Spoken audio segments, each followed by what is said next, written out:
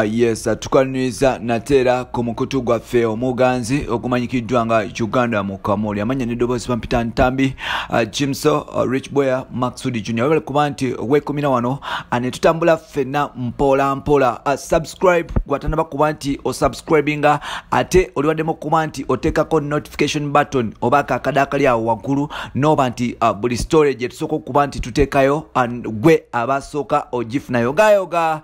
Tukuletedde mwana mulenzi amanyikiddwa nga Dr. Hamza Ssebunya. Mawulire gagamba nti Dr. Hamza Ssebunya ali ku bunkenke mwewaliikirivu olw'okuba nti emirimu mbw abadde tagitukkiriza bulungi egy'omu kisenge ate nga omukulu twakitegeddeko nti akomawo next month. Omukulu yani yamanyikiddwa nga Edrisa Musuza. So nabwe kityo tulokale tubeere nga tukutusaako emboozi eno mpola mpola. Now abantu abali mu kampu emanyikiddwa nga Rema n'amakulu abantu abali so close kuye abavuddeyo ne batandika okuba nti bayisa mu Dr. Hamza Ssebunya amaaso n'okuba nti batandika okuba nti bamukubamu ebituli mu nsonga z'omu kisenge mbu omukulu ono ebiseera ebisinga abimalira mu ddwaliro ng'ajjanjaba abakyala ebintu bya wansi n'ataba nti awa mukyala we ow'omu maka obudde obumala era nga kino kiraga nti kitandika okuba nti kikuba ebituli mu bufumbo bwawe n'okuba nti anytime Rema ayinza okuba nti atandika okuba nti afuna way out endala because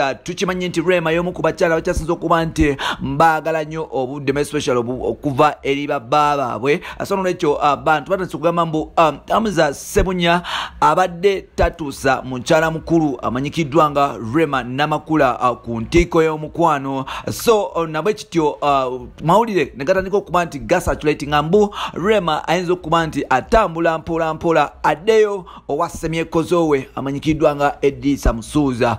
Ebintu ensonga z'omu makano ziba nzibu tetwagala kuba nti tuzigenda nnyo deep naye nga ate mawulire ge tufuna kigambe okuba nti Rema y'omu ku bantu abali so excited oluvannyuma lw'okuba nti yawulidde nti bawe amanyikiddwa nga Edrisa Musuza akomawo mu ggwanga. Kino nno kyaleetedde Dr. Hamza Ssebunya mbu okuba nti yeewaliikira n'okuba nti byasiba bye bikutuka n'okuba nti ali ku bunkenke olw'okulaba nti musanji we akomawo mu ggwanga nti ebiseera ebisinga omukulu ono abadde simanya akonoonyerezaawo simanya ku research simanya COVID-19 research nga obudde obwa wakata kyabulina nga musanji we yali akola naye ng'ate kino nno kitandika okuba nti kiteeka amaka ge mu matiga. So n'olwekyo omukulu ono twakitegeddeko mbu ali ku bunkenke ne pressure zitandise okuba nti zimukwata n'enfambafamba zitandise okuba nti zimukwata olw'okuba Edrisa Musuza akomawo. Edrisa Musuza bukyanga agenda bweru waliwo engambo nyingi ezibadde ziyitingana of course ez'okuba nti talwa ku mwana nti waliwo ebigenda mu maaso ne Rema naye ng'ate kikulaga nti bo ne Rema bali mu mbeera nnungi era nga beekubirako akasimu.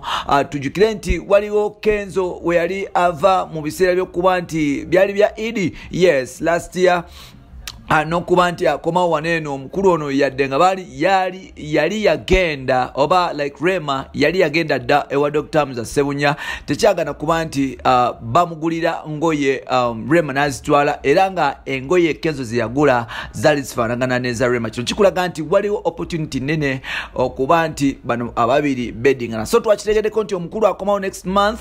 Omukulu nannyinimu ennaku zino ali mu kusattira because ensonga system there wagwan down there abadde tazikola bulungi mbu. So n'olwekyo atandise okuba nti yeewaliikirira nti musanjiwe ayinza okuba nti adda mu system n'aba nti akwasaganya Rema mpola mpola. Bino n'ebirala bye boolina mu episodes zaffe ziddako sigala nga weekumira wano mpola mpola ate oliwaddemu okuba nti olikinga emikutu gyaffe gya social media gyonna kuli Facebook Uganda mu Kamoli, Twitter Jimso 16 tuba nti tutambula ffenna mpola. Bye for now.